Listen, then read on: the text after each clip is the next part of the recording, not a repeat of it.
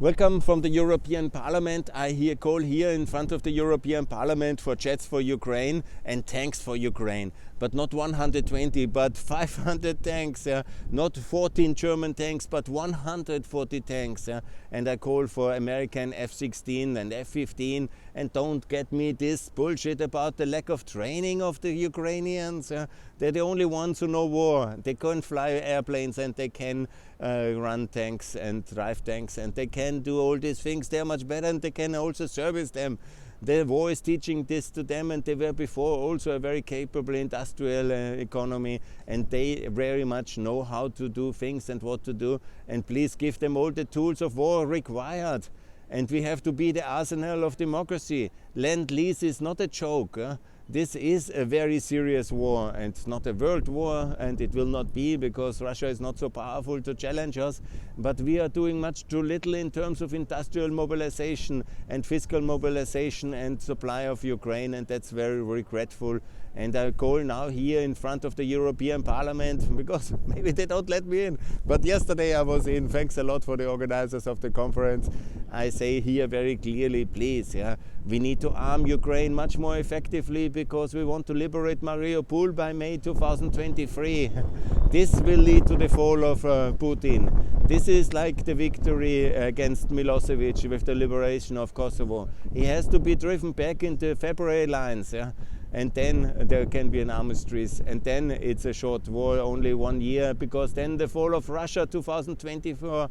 But seemingly the peacers prefer the long war to starve Ukraine of supplies and then to have in the result a decade-long war and Putin for another presidential mandate in power and total chaos in the east of Europe. That's the responsibility of Jack Sullivan and Derek Chollet and all these Pisas and Mr. Scholz and all these Macrons.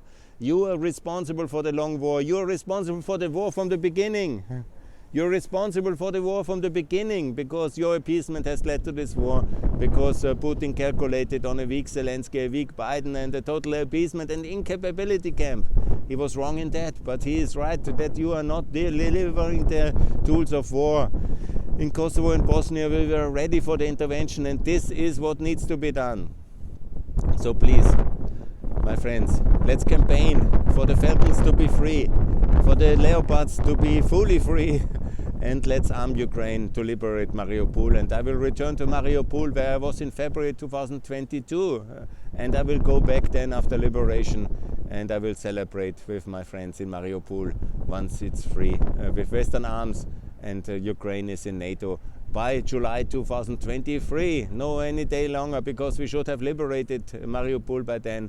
And then, based on the German model, we can integrate Ukraine in NATO along the demarcation lines of 22 February.